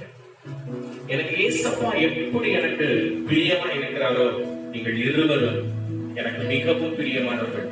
ஒரு நாளும் எங்கேயும் உங்களை விட்டுக் கொடுக்க மாட்டோம். அவரை நேசிப்பது போல உங்களை நாங்கள் நேசிப்போம் என்று சொல்லி அவர்கள் அநேக காரியங்களை பகிர்ந்து கொண்டார்கள். எந்த வீட்டு பிள்ளைகளும், எவ்வளவு பரிசுத்தமானுடைய பிள்ளைகளா இருந்தாலும், சாதாரண விசுவாச பிள்ளைகளா இருந்தாலும், அவர்கள் இடறுவது இயல்பான ஒரு காரியம். அவர்கள் இடரும் பொழுது போவாக்கினை கர்த்தருடைய சாபம் பிள்ளைகள் மேல் வந்து இறங்கும். தெரிந்து கொள்ளப்பட்ட பிள்ளைகள் மேல இறங்கும். அபிஷேகிக்கப்பட்ட பிள்ளைகள் மேல இறங்கும். கர்த்தருடைய ஊழியத்துக்காக அர்ப்பணித்து தன்னால் இயன்றதை செய்து கொண்டிருக்க பிள்ளைகள் மேல இறங்கும். அவர்கள் தவறு செய்யும்போது நீங்கள் தான் தகப்பனாய் தாயாய் இருக்கிற நீங்கள் தான், ஆசாரியர்கள் ஸ்தானத்தில் இருக்கிற நீங்கள் தான் அதில் கவனம் செலுத்தணும். அதிகமாக சாபம் இறங்குது தெரிஞ்சோம், அதை வந்து ஸ்டாப் பண்ணல, கரெக்ஷன் பார்க்கல. தெரிந்தெடுக்கப்பட்ட அபிஷேகிக்கப்பட்ட ஆசாரியர்களால் நியமிக்கப்பட்ட அவர்களுக்கு கர்த்தருடைய சாபம் அதை இறங்கிட்டு. அடுத்த விஷயம் ஏலி பண்ண தவறு என்ன தெரியுமா? ஏலி தன் குமாரர்களிடம் ஒப்பனை பினகாசை தொட்டு கர்த்தருடைய எச்சரிக்கை சொல்லி கண்டிக்கவே இல்லை. கேர்லெஸ்ஸா விட்டுட்டாங்க. சரி, அவங்க ஆசாரியர்கள் தானே, ஊழியத்தை சேர்ந்தவங்க தானே, அப்படிச்சவங்க ரட்சிக்கப்பட்டவங்க, ஞாபகம் எடுத்தவங்க தானே, அபிஷேகம் பெற்றவங்க தானே, கர்த்தருடைய பரிசுத்த பந்தியில போய் பங்கு பெறுகிறோம், அவங்களுக்கு எல்லாம் தெரியும், பைபிளை பத்தி தெரியும், அவங்களே அவங்க சரி பண்ணிக்குவாங்க அப்படின்னு சொல்லி கேர்லெஸ் ஃபெல்லோவா இருந்துட்டாங்க. தாயே, தகப்பனே, உங்களோட தான் கர்த்தர் பேசுறாங்க. அப்படியே வந்து எவ்வளவு கேர்லெஸ்ஸா இருந்துட்டு இருக்கிற, இல்ல கேர்ஃபுல்லா ஹேண்டில் பண்ணிட்டு இருக்கியா? கவனமா இரு, கர்த்தரோடு கூட பேசிக்கொடு. அடுத்தது ஏலி செஞ்ச தப்பு. ஏலி பிள்ளைகள் இருவரும் அடங்காதவர்களாக சீர்கெட்டு போவதற்கு தகப்பனாய் இருந்த ஆசாரியனாய் இருந்த ஏலி ஒரு காரணம். பிள்ளைகளுக்கு போறதுக்கு, கர்த்தருடைய சாபத்தை பெறுகிறதுக்கு, கர்த்தருடைய வழிகளுக்கு போறதுக்கு நீ காரணமா மாறினார். Be careful, be careful. என் அன்பு தேவப்பிள்ளை, மிகுந்த கவனத்தோடு நீ செயல்படு. கர்த்தர் தெரிந்து கொள்ளப்பட்ட பாத்திரம் பாழாய் போக கூடாது. அல்லேலூயா. கர்த்தருடைய நாமம் மகிமைப்படுவதாக. அப்படியானால் பெற்றோருக்கு தேவனுடைய ஆலோசனை எந்த வேதத்திலிருந்து கர்த்தர் கொடுக்கிறார் என்பதை நாம் பார்க்க போகிறோம். நீதிமொழிகள் 13ஆம் அதிகாரம் 24ஆம் வசனம். நீதிமொழிகள் 13ஆம் அதிகாரம் 24வது வசனம். திறமை கையாளவன் தன் பிள்ளைய பகைக்கிறான். காமனா பைபிள் வந்து பேரண்ட்ஸ்க்கு சில ஆலோசனை வச்சிருக்கிறார். 1 தீமோத்தேயு 5ஆம் அதிகாரம் 20வது வசனம். 1 தீமோத்தேயு chapter 5 verse 20. மற்றவர்களுக்கு பயம் உண்டாகும்படி பாவம் செய்தவர்களை எல்லாருக்கும் முன்பாக கடிந்து கொள். சிலத்துல பப்ளிக்காக கடிந்து கொண்டது தப்பை கிடையாது. அல்லேலூயா. அதனால உள்ள சீக்கிரட்டு போறதுல நல்ல வழி கொடுத்துருப்பான். அதுலயும் ரொம்ப கேர்ஃபுல்லா ஹேண்டில் பண்ணணும். ஆமென். கர்த்தருடைய நாமம் மகிமை படுவதாக. சோ எப்படிப்பட்ட ஆலோசனைகள் அப்போஸ்தலராகிய பவுல் தந்திருக்கிறார் அப்படின்னு சொல்லி சில விஷயங்களை நம்ம பார்த்திருக்கோம். நீதிமொழிகள் 5ஆம் அதிகாரம் 11, 12, 13, 14 வசனங்கள். நீதிமொழிகள் 5ஆம் அதிகாரம் 11 முதல் 14 வசனங்கள்ல நிறைய விஷயங்கள் சொல்லியிருக்கு. அதுல அந்த வசனத்தை நான் படிச்சு பார்க்கும்போது பாவம் செய்கிற அந்த கூட்டத்தை மூன்றாய் பிரிக்கிறதை நான் பார்க்க முடிந்தது. அல்லேலூயா. 3 விதமான நிலையில இருக்கிற பாவிகளை பார்க்க முடிந்தது. முதல் கூட்டம் யார்? சிறிதும் பெரிதுமான பாவங்களுக்கு உட்பட்டவர்களாய் இருப்பாங்க. இவர்களிடத்தில் கடினமாய் நடக்க வேண்டியது இருக்காது. அன்பா அப்படி சொன்னா போதும். அப்படியா, சாரி, எனக்கு தெரியல, ப்ராப்பர் நாலேஜ் இருக்காது.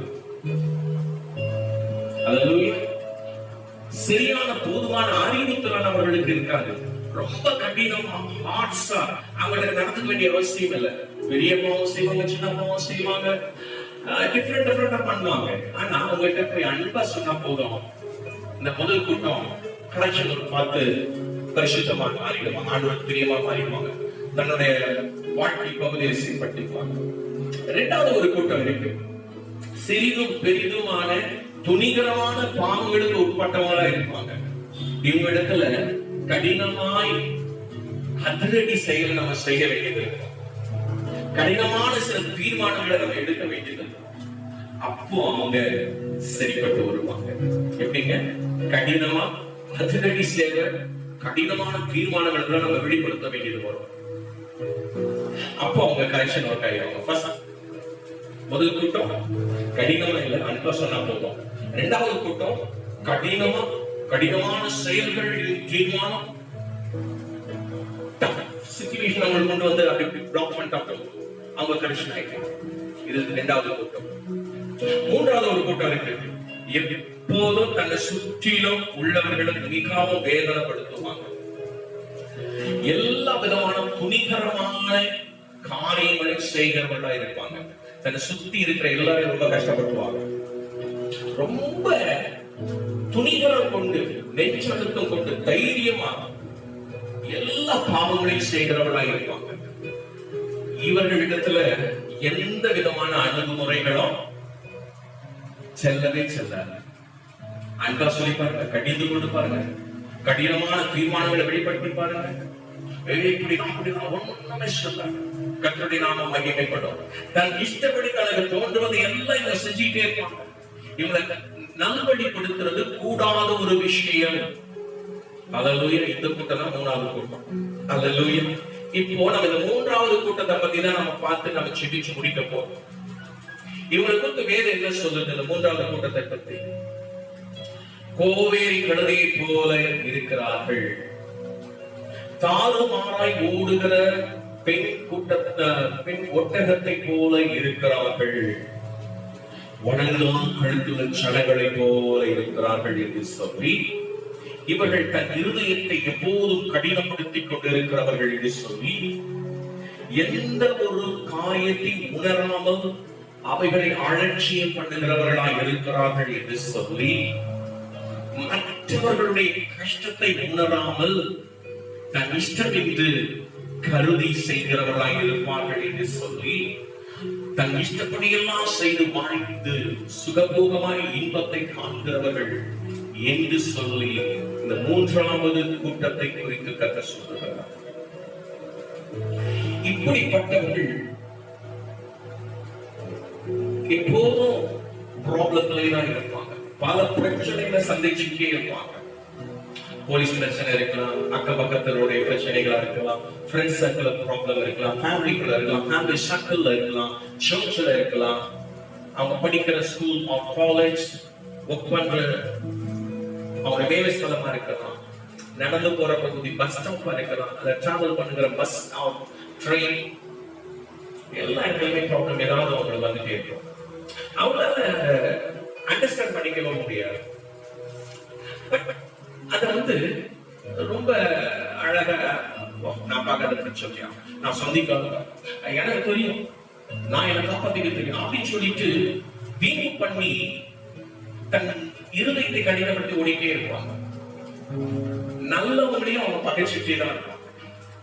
யாருக்கிட்டையும் அவங்க நல்ல காரியத்தை வச்சுக்கிட மாட்டாங்க. எல்லாருடைய அன்பையும் அரவணைப்பையும் முற்றிலும் இழந்து தனிமை கொடுத்த நிலைமையில அவங்க என்ன நினைச்சு வாழ்வாங்க பாத்தீங்கன்னா, நான் எல்லாருடைய இருக்கிற எல்லாருடைய அன்பும், எல்லாருடைய அரவணைப்பு, எல்லாருடைய அட்டென்ஷன், எல்லாருடைய அந்த கவனிப்பு என்கிட்ட இருக்குது அப்படின்னு சொல்லி அவங்க ஓடிட்டு இருப்பாங்க. ஒரு நாள் அல்ல ஒரு நாள் அப்படி வாழ்க்கை சீர்குலைந்து கேள்விக்குறியாய் மாறும். What is next? What is next move?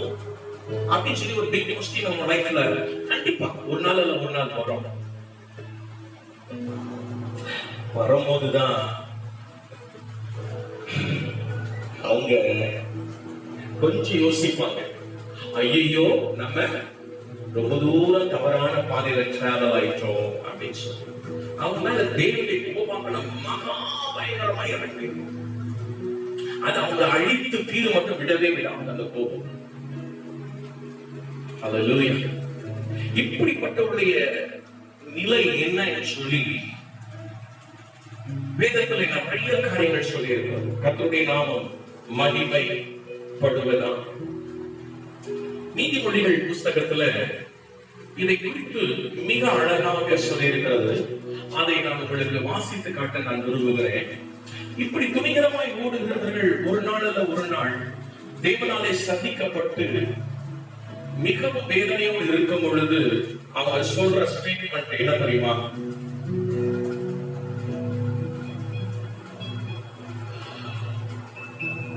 முடிவிலே நீதிமொழிகள் 5ஆம் அதிகாரம் 11, 12, 13, 14 வசனங்கள்ல நான் ஏற்கனவே அந்த வசனங்களை சொல்லி காட்டிட்டு அதுலதான் 3 காரியங்கள் சொன்னேன். மூன்றாவது நிலைமை எப்படி ஆகுதுன்னா, முடிவிலே மாமிசம் உன் சரீரம் உள்கொடையும் போது நீ துக்கித்து, ஐயோ போதகத்தை நான் வெறுத்தேனே, கடிந்து கொள்ளுதலை என் மனம் அலட்சியம் பண்ணினதே, என் போதகரின் சொல்லை நான் கேளாமலும் எனக்கு உபதேசம் பண்ணினவர்களுக்கு செவியை சாயாமலும் போனேனே, சபைக்குள்ளும் சங்கத்துக்குள்ளும் கொஞ்சம் குறைய எல்லா தீமைக்கும் உள்ளானே என்று முறையிடுவார். உனக்கு கொடுக்கப்பட்ட கிரேஸ் டைம் எல்லாம் முடிஞ்சிடும். அதுக்கப்புறம் ஒண்ணுமே பண்ண முடியும். இப்படி குழம்பிட்டே தான் இருக்கும். அப்போ இப்படிப்பட்ட துணிகரமான பாவங்கள் இருக்கிறவங்க தேவ சமூகத்துல போய் என்ன செய்யணுமா? நம்ம தாவீது குறித்து நிறைய விஷயங்கள் போவோம். அவங்க பாவம் செய்த பிறகு ஒரு விண்ணப்பத்தை எடுக்கிறார். அதுதான் சங்கீதம் 51 இல்லையா? அப்போ அவருடைய விண்ணப்பத்துல 19வது சங்கீதம் 13வது வசனத்தை சொல்றாரு, துணிகரமான பாவங்களுக்கு முதல் அடியானை விலக்கி மாறும், அவைகள் என்னை ஆண்டு கொள்ள விட்டாங்க. அப்பொழுது நான் உத்தமனாகி பெரும்பாதகத்துக்கு நீங்களாயிருக்க. எத்தனை பேர் இது மாதிரி செபிக்கிறீங்க? தெரிந்து கொள்ளுதல் என்கிறதால சத்தியத்தின் 2வது பாகத்தை நம்ம கவனிச்சுட்டு இருக்கோம். ஒவ்வொரு நாடும் நம்ம ரட்சிக்கப்படுறோம். இயேசு ரத்தத்தை நான் கழுவப்படணும் வேதம் சொல்லுகிறது. சங்கீதம் 51:4, தேவரின் ஒருவருக்கு விரோதமாக நான் பாவம் செய்து உமது கண்களுக்கு முன்பாக பொல்லாங்கனதை நடப்பித்தேன். நீ பேசும்போது உடைய நீதி விளங்கவும், நீ நியாயம் தீர்க்கும் போது உடைய பரிசுத்தம் விளங்கவும் இதை அறிக்கையிடுகிறேன். அல்லேலூயா. கர்த்தருடைய நாம மகிமைப்படுவதாக. என் அன்பு தேவ பிள்ளைகளே, ஒன்றையை புரிந்து கொள்.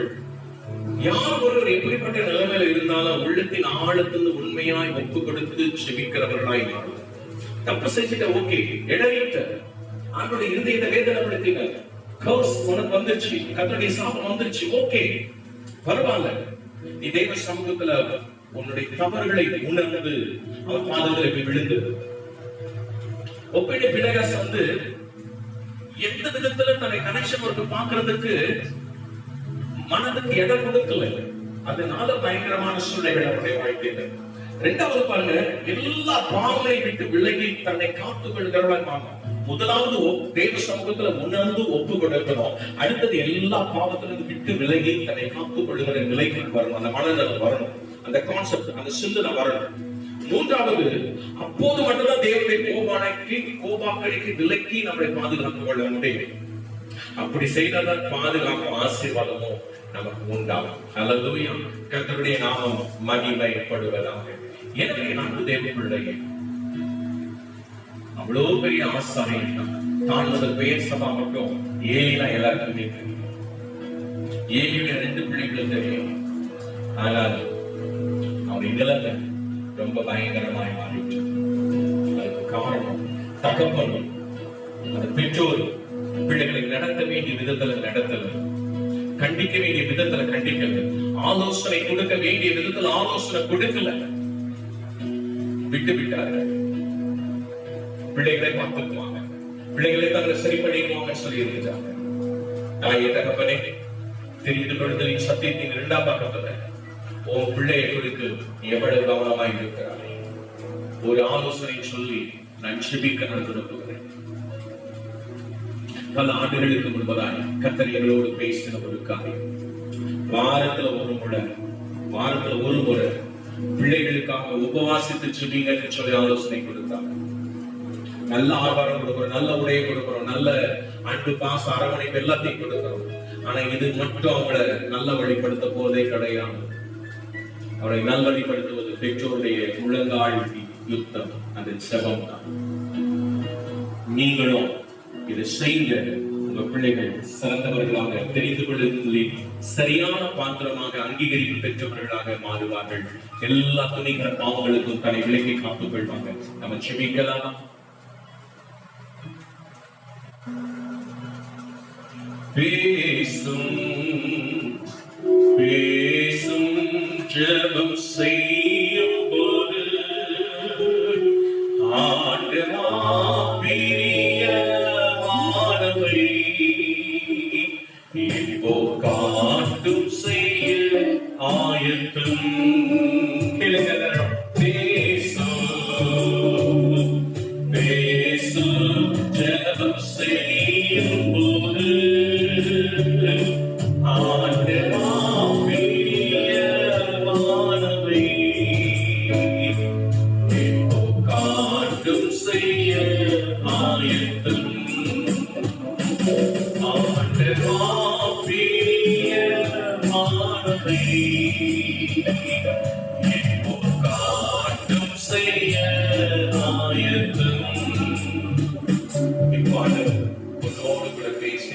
நம்மோடு பேசியிருக்கிறோம். இதற்கு உன்னை அர்ப்பணித்து உன் பிள்ளைகளை சீர்படுத்துகிறாய் என்று யோசி. தேவனிடத்தில் ஆலோசனை கேள். முழங்காலை நின்று உன் பிள்ளைகளை நிலையை பார். ஒரு நல்ல ஃப்ரெண்டா இரு, தோழியா இரு, தகப்பனாய் தாயா இரு. அதே நேரத்தில் ஆசாரியர் உண்மையில இருக்கிறது. ஆசாரியர் என்று சொன்னார், எங்களை போல பைக்க பிடிச்சு செய்தி கொடுக்கிறவங்க, சபை நடத்துறவங்க மட்டும் ஆசாரியர்கள் கிடையாது. வேதம் சொல்லுகிறது, நீங்களே தேவனுடைய ஆலயம். இந்த ஆலயத்தை பராமரிக்கிற சரீரம், இந்த ஆலயத்தை பராமரிக்கிற நீயும் ஆசாரியன் என்பதை மறந்து போகாது. இந்த அது மட்டும் இல்லை, இல்லறத்தின் தலைவர் நீதான், தகப்பனே நீதான், தாயை நீதான். இல்லறம் என்பது ஒரு ஆலயம், தேவனுடைய தோட்டம், தேவன் உள்ளாகுகிற கிரியேஷன் வாசப்படுகிற ஒரு வாசஸ்தலம். அது ஒரு ஆலயம். அதை பராமரிப்பது, அதை நடத்துவது, சீர்படுத்துவது, பக்குவப்படுத்துவது ஆசாரியனுடைய வேலை. அந்த ஆசாரியர்கள் நீங்கள் தான். எனவே இல்லறம் என்கிற ஆலயத்திற்குள் இருக்கிறது. ஒவ்வொருவரும் எப்படி இருக்கிறார்கள் என்று கண்காணித்து சீர்படுத்தி பக்குவப்படுத்தி சரி பண்ண வேண்டியது தகப்பனாகிய ஆசாரியனுடைய கடமை. தாயாகிய ஆசாரியனுடைய கடமை. இதை மறந்து போயிடாதீங்க. பிள்ளைகளுடைய நேரத்தை செலவு பண்ணுங்க. பிள்ளைகளோட சேர்ந்து செய்யுங்க. நல்ல ஆலோசனைகளை கொடுங்க. உங்களுக்கு கொடுக்கின்ற சிறந்தவர்கள், ஞானத்தில் சிறந்தவர்கள், தேவனுடைய கருமைகள் பெற்ற ஊழியர்கள் இருப்பாங்க. கொண்டு போய் விடுங்க. கர்த்தர் தெரிந்தெடுத்தலை சரியாய் நிறைவேற்ற முடிப்பார். Thank you, Jesus. Hallelujah. எல்லாரும் எல்லா ஆசாரியனாய் இருக்கிற தகப்பனும் தாயும் ஒப்புக்கொடுத்து ஜெபிக்க. தகப்பன் ஸ்தானத்தில், தாய் என்ற ஸ்தானத்தில் நீ சரியா இருந்தாயா? ஆசாரியர்கள் என்ற ஸ்தானத்தில் நீங்க சரியா இருந்திருக்கீங்களா? வேலையை கரெக்டா செஞ்சிருக்கீங்களா? ஒருவேளை குறைந்தவர்களாக இருக்கிறீர்களா? தேவ சமூகத்தில் அர்ப்பணித்து விடுங்க. இப்படியே தம்பி தங்கச்சி வாலிபரை வாலிப மகளை உங்களுக்கு இருக்கிறது உன்னை மாஸ்வான ஸ்மார்ட்களை கற்றுக்கொண்டு வந்து நிறைவேற்ற போகிறார். போல ஓடாதீங்க. தவறான வாழ்க்கையை விட்டு வெளியே வாங்க. கர்த்தரின் மடலை அழைக்கிறார். தம்பி உன்னதான் அழைக்கிறார். தங்கச்சி உன்னதான் அழைக்கிறார். தாயின் தகப்பனையும் ஸ்தானத்தை சரியாய் பணிபுரிய வேண்டும் என்று கர்த்தர் அழைக்கிறார். உன் கர்த்தரை எடுத்து இதற்கு உரிகளை நிறைவேற்றி செய்கிறார். எங்கள் மகா குருதை இறக்கவும் நிறைந்த பொருளுக்கு தகப்பனே தெரிந்தெடுத்தல் என்கிறார். அப்பா பாகம் 2 மூலமாக இன்னும் ஆழமான காரியங்களை பேசினதுக்காக கற்றுக் கொடுத்ததுக்காக மக்கள் நன்றி செலுத்துகிறோம். தொடர்ந்து அன்பு பிள்ளைகள் ஒவ்வொருவரோடு பேசுங்க. அதற்கு நீ பேசுவே என்ற நிச்சயத்தோடு இவர்கள் ஒவ்வொருவரையும் கருத்தில் போக்கப்பட்டிருக்கிறார். தொடர்ந்து பெரிய செய்யுங்க. மகிமையும் துதியும் கணத்தையும் உமக்கே செலுத்துகிறேன். ரட்சகன் என்பவர் இயேசுவின் நாமத்தில் பிதாவே ஆமென். ஆமென். எல்லாரும் சேர்ந்து சொல்வோமா? என் ஆத்துமாவே கர்த்தரை ஸ்தோத்திரி, என் முழு உள்ளமே பரிசுத்த நாமத்தை ஸ்தோத்திரி. என் ஆத்துமாவே கர்த்தரை ஸ்தோத்திரி, கர்த்தர் செய்த சகல உபகரணங்களையும் மறவாதே. ஆமென். ஆமென்.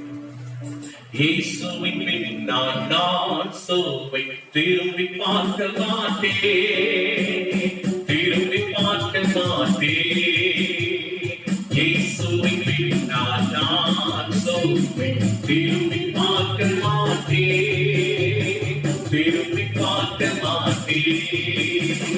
சிலுவையை முன்னால் உலகமின் பின்னால், சிலுவையை முன்னால் உலகமை பின்னால். இயேசு சிந்திய இரத்தத்தினாலே என்றும் விடுதலையே, இயேசு சிந்திய இரத்தத்தினாலே என்றும் விடுதலையே. இயேசுவின் பின்னால் நான் சொல்வை திரும்பி பார்க்க மாட்டேன், திரும்பி பார்க்க மாட்டேன். கர்த்தராகிய இயேசு கிறிஸ்துவின் கிருபை, பிதாவுடைய அன்பு, பரிசுத்த ஆவியானவருடைய அன்யோன்ய சிநேகமும் என்றும் என்றும் சதா காலங்களிலும் விசேஷமாய் ஆசாரியத்துவத்தின் பணியை பெற்றிருக்கிற தகப்பனே தாயே உன் ஸ்தானத்திலே கர்த்தர் உன்னை நிறுத்தி பிள்ளைகளை சீர்படுத்தும் பணியை நேர்த்தியாய் செய்ய கிருபை தந்து வழிநடத்தி உங்களை ஆசீர்வதிப்பாராக. ஆமென். ஆமென். ஹல்லேலூயா, ஹல்லேலூயா, ஹல்லேலூயா. God bless you. என் அன்பு தேவ பிள்ளையே, உனக்கு ஒன்றை நான் சொல்லுகிறேன். இந்த சத்தியத்தை கேட்கிறது மக்கள் இல்ல, இது அநேகருக்கு அறிமுகப்படுத்துங்க. இது அநேகருக்கு தேவையான கடைசி காலத்தின் சத்தியங்கள். உனக்கு அறிமுகமான ஒரு ஃப்ரெண்ட் சர்க்கிள், உன்னுடைய வாட்ஸ்அப் குரூப்ல இருக்க எல்லாருக்கும் நீ ஷேர் பண்ணு. எல்லாரும் கேட்கட்டும். இன்னொன்று ஒரு காரியத்தை நான் சொல்லுகிறேன். உங்களுக்கு உடனடியாக எங்களுடைய வெளியீடுகள் உங்களுக்கு உடனடியாக வந்து சேரணும் அப்படின்னு சொன்னா சப்ஸ்கிரைப் பண்ணுங்க. அப்படி பண்ணும்போது சப்ஸ்கிரைப் பண்ணுங்க. அது உங்களுக்கு நாங்க அப்லோட் பண்ண மறு வினாடியே உங்களுக்கு வந்து சத்தியங்கள் கிடைச்சிடும். அந்த பெல் காமிச்சிருக்கும் இண்டிகேட்டர், அதை நீங்க அழுத்தினீங்கன்னா 3 விதமான காரியங்கள் வரும். அதுல வந்து ஆல் அப்படின்னு போட்டிருக்கோம். அதை மட்டும் நீங்க பண்ணிட்டு போதும், உங்களுக்கு உடனடியா வந்து சேர்ந்துடும். அநேகருக்கு அறிமுகம் ஷேர் பண்ணுங்க. நீங்க மட்டும் ஆசிர்வதிக்கப்பட்ட போதாது, எல்லாரும் ஆசிர்வதிக்கப்படும். கர்த்தருடைய நாம மகிமைப்படட்டும். மறுவாரம் ஞாயிற்றுக்கிழமையில இந்த தெரிந்தெடுத்தல் என்கிற 3வது பகுதியை நாம் பார்க்க போகிறோம். கர்த்தர் பெரிய காரியங்களை செய்வாராக. God bless you. கர்த்தர் உங்களை ஆசீர்வதிப்பாராக.